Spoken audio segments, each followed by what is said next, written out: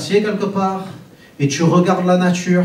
La Bible dit qu'on peut connaître les perfections invisibles de Dieu comme à l'œil nu quand on les contemple depuis la création. Tu veux savoir que Dieu est grand? Eh bien, regarde la création et commence à réfléchir à tout ce qui t'entoure. Ça, c'est le plus simple.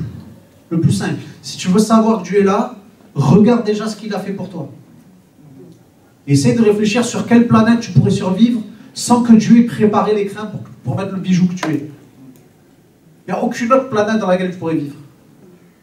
Quand tu regardes que la Bible dit que dans chaque arbre, chaque plante, il y a la semence qui permet que la vie se perpétue, tu te dis, ah ouais, mais Dieu n'a pas prévu que sa fidélité s'arrête, puisqu'il a prévu que chaque arbre porte son fruit à chaque saison. Et bien sûr, il y a des saisons où il n'y a pas de fruits, les amis, mais quand ça ne pousse pas des branches, ça pousse des racines.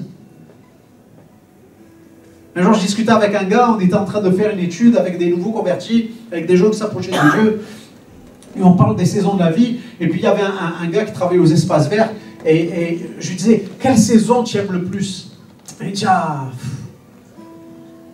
moi j'aime le printemps parce que c'est la fin de l'hiver. Et il dit, dans l'hiver, non, on est là, il fait froid, on n'a presque pas de travail parce qu'il n'y a rien à tailler, toutes les branches sont sèches, il n'y a pas de fleurs, il n'y a pas de feuilles, il n'y a rien, quoi, tu vois. Et il dit, au printemps, la vie revient. Et il dit, mais même pendant l'hiver, tu sais quoi, je suis content parce que je sais qu'après l'hiver, il y a le printemps. Je sais qu'après la mort, il y aura la vie. Mais c'est quoi ce gars-là? Il sort d'où? C'est un gars qui ne connaît pas Dieu qui dit ça, les amis. Et c'est lui qui m'a appris ça.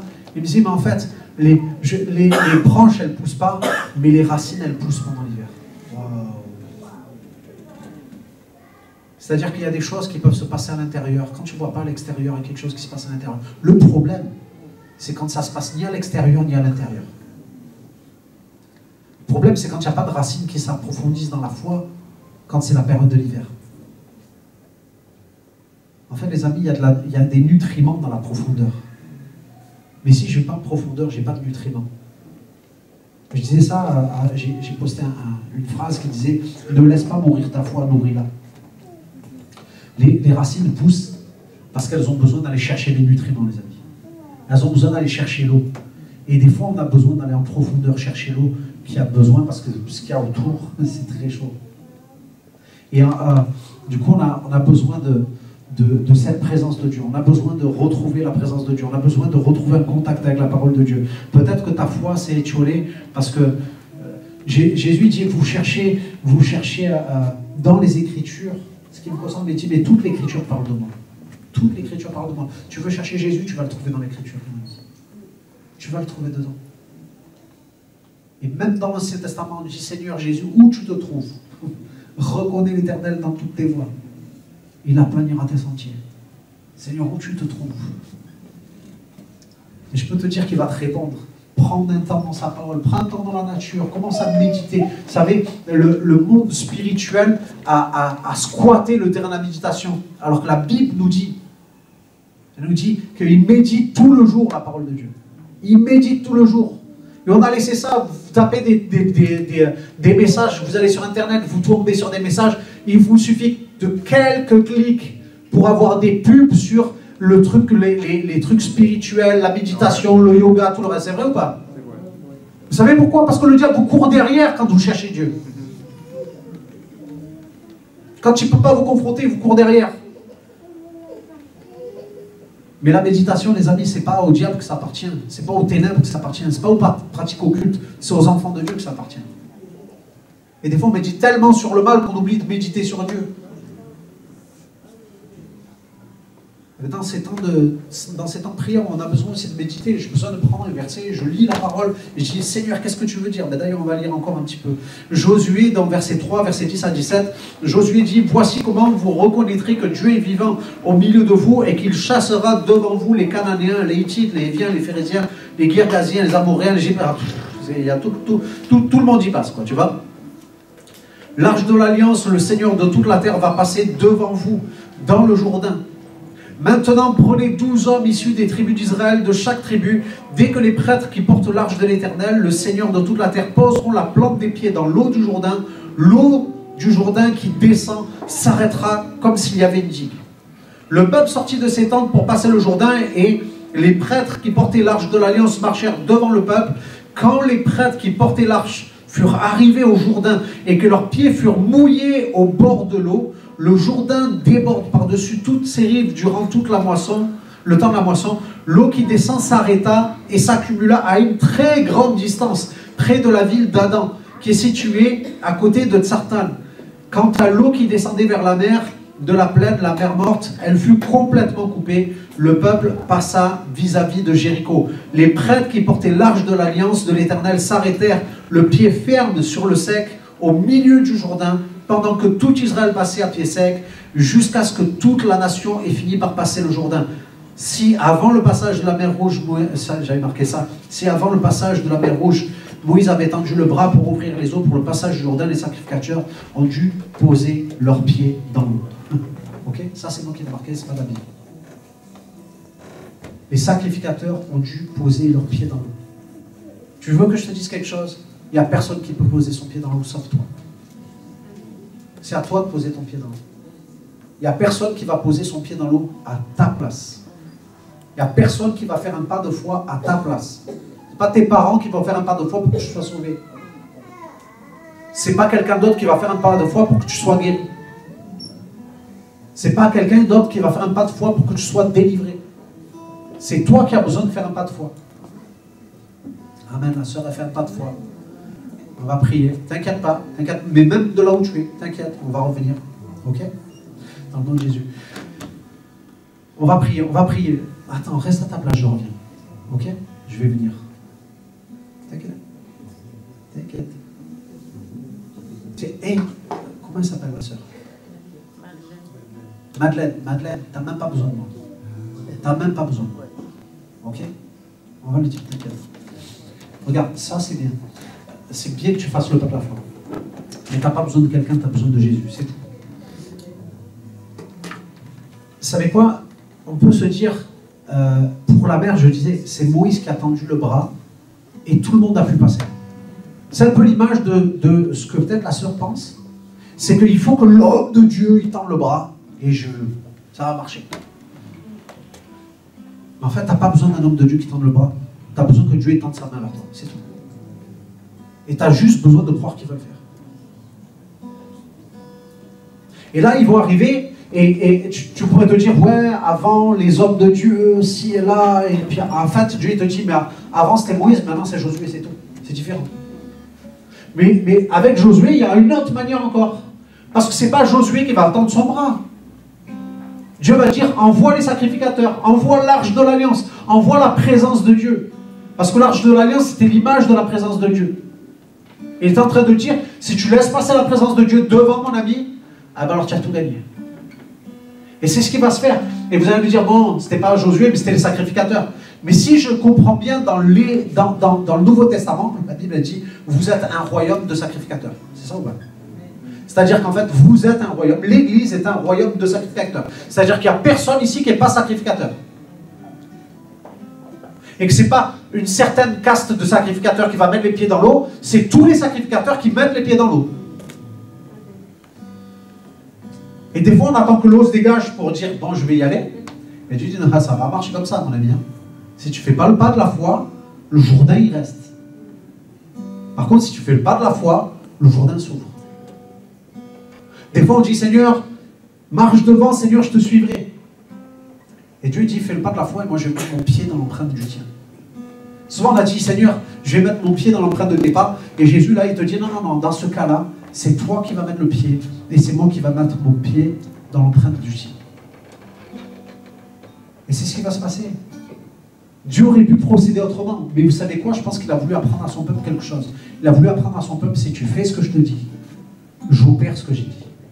Si tu obéis à ce que je dis, je vais confirmer et je vais accomplir ce que j'ai promis.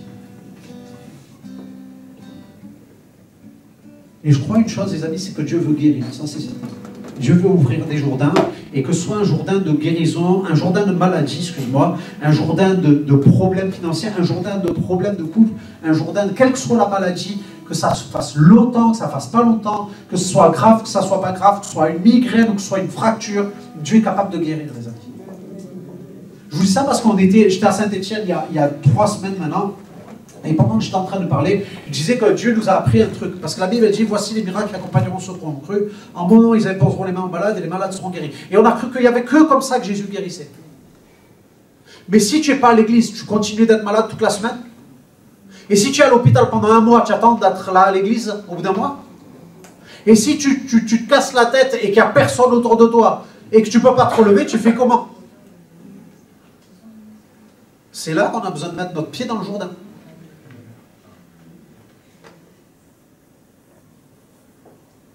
C'est bon. Et je crois en fait que Dieu nous interpelle, il est en train de dire Église. Parce que la Bible a dit voici les miracles qui accompagneront les pasteurs. C'est ça ou pas?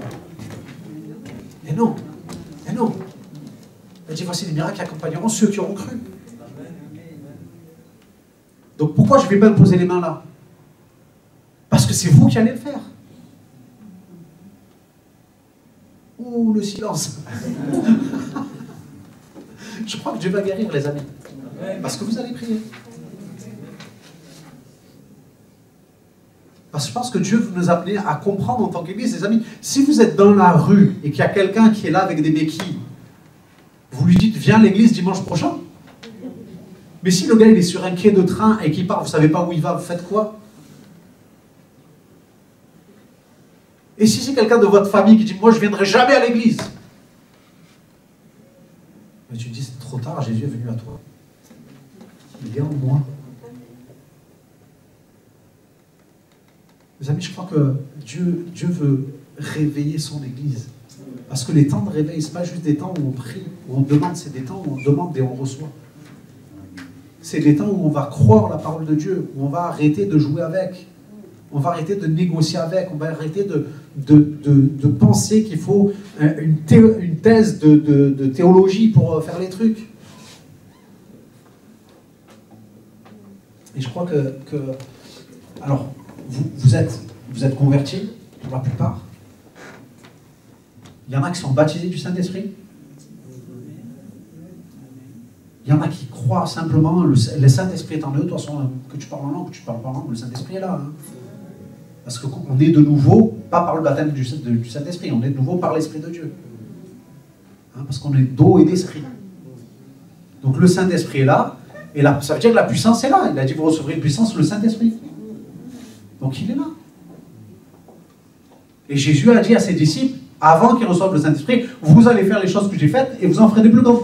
Et ils l'ont fait avant le baptême du Saint-Esprit. Puisqu'ils ont guéri les malades avant que Jésus ne meure et qu'il ne ressuscite. Ça va, je ne chamboule pas trop votre théologie? Ça va? Ok? Ben, je crois que Dieu il veut qu'on prie. Donc on va le faire. Déjà, ce qu'on va faire quelque chose. Okay, la Bible dit que des endroits où Pierre se déplaçait, il y avait dans son ombre des gens étaient guéris. Donc, est-ce qu'il a posé les mains? Non. L'ombre guérissait. Vous savez pourquoi? Parce que l'endroit où il se déplaçait, il y avait quelque chose qui émanait de lui. Quand Jésus, il n'a pas imposé les mains à la femme samaritaine, à la femme de la perte de sang. Elle a touché le bord de son vêtement. Pourquoi? Parce qu'il y avait quelque chose en lui, quelque chose qui rayonnait de lui, qui manifestait la puissance de Dieu. Et je peux vous dire quelque chose, les amis, c'est que les sacrificateurs n'auraient pas vu que le Jourdain allait reculer s'ils n'avaient pas mis le pied dedans. Des fois, on voudrait que Dieu se mouille pour nous, et là c'est Dieu qui dit, mouille-toi pour moi. Mouille-toi pour moi. Okay.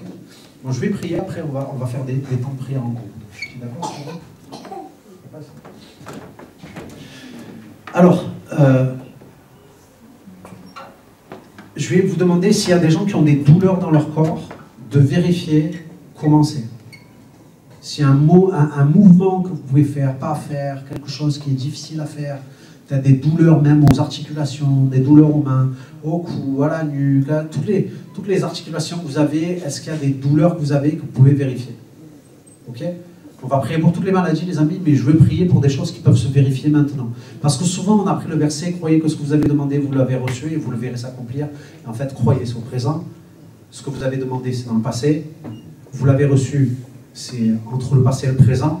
et vous le verrez, c'est le futur. Donc je ne sais même pas comment ça se passe, quand est-ce que ça arrive, et souvent on a pris ça, on le verra à l'avenir, ok?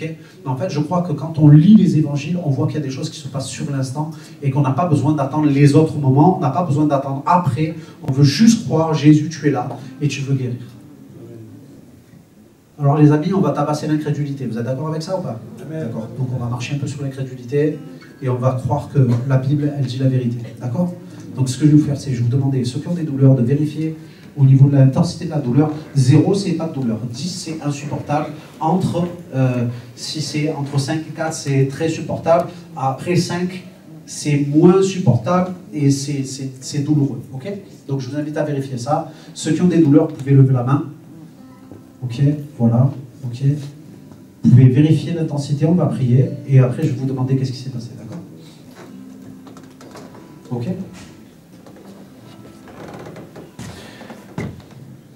Vous pouvez vérifier? C'est bon? Je prie. Ok, Papa, dans le nom de Jésus, je te remercie. Maintenant, douleur cesse. Alléluia. Douleur, tu cesses dans le nom de Jésus. Tu recules dans le nom de Jésus. Amen. Avant de dire, les amis, même si c'est une diminution, on va remercier Dieu. Parce que par exemple, si tu ne pouvais pas lever ton bras et que tu peux lever ton bras comme ça veut dire qu'il y a quand même quelque chose qui s'est passé dans la prière. Oui ou non?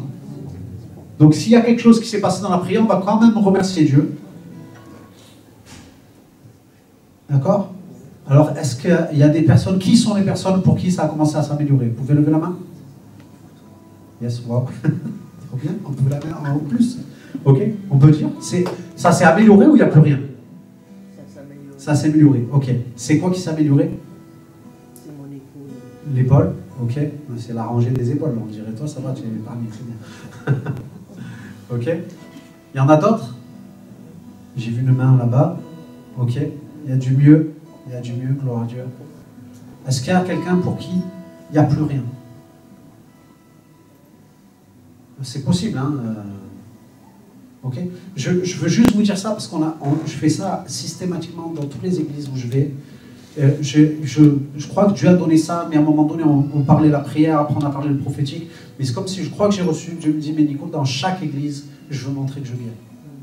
Dans chaque église, je veux montrer que je guéris. Et je me suis retrouvé à Maroc, je me suis retrouvé à Saint-Étienne. À Saint-Étienne, il y a 4 personnes sourdes d'une oreille qui ont retrouvé l'ouïe alors qu'on a fait un appel à la prière. 4 personnes sourdes d'une oreille qui ont retrouvé l'ouïe. Les amis, j'avais demandé, j'avais vu 3 personnes jusque-là. J'avais dit à Dieu, Seigneur, dans cette année 2025, je veux voir plus de guérison que ce que j'en ai vu jusqu'auparavant.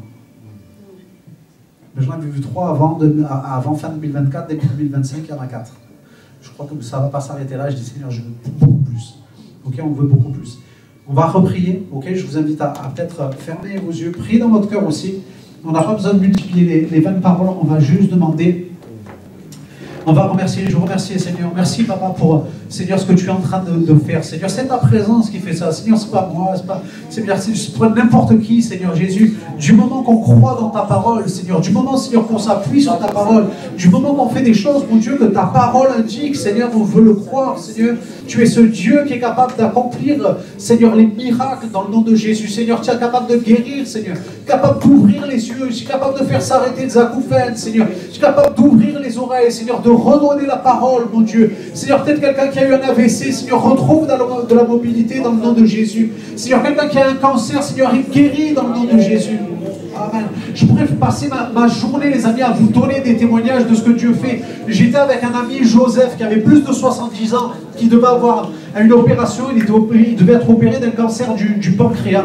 Et en fait, cet ami était là, et puis il m'appelle, et puis on prie. Je suis allé le voir chez lui, il était trop content. Et puis on prie. Et puis le lendemain, il va faire ses examens qui étaient post, mais pré-opératoires, avant l'opération. Et le gars fait un examen de son corps. Et puis il tarde, et puis il est en train de faire passer sa machine, il est en train de refaire passer sa machine. Et puis il dit, mais monsieur Joseph, de quoi vous voulez que je vous opère? Il n'y a rien. Dieu avait fait disparaître son cancer, les amis, même pas son cancer, il ne lui appartient pas. Il a fait disparaître le cancer. Il est guéri, on pourrait le rencontrer, cet homme-là. Un jour, je me retrouve dans un temps de prière, et puis j'ai des pensées qui me viennent, des paroles de connaissance, et je dis, je crois qu'il y a quelqu'un qui a un problème au niveau de la tête, au niveau du crâne, je ne sais pas, j'ai pas de truc spécial, mais s'il y a quelqu'un qui a un problème, tu peux lever ta main et on va prier. Il n'y a personne qui lève sa main. Je dis, bon, écoute, ça aussi, je vous le dis.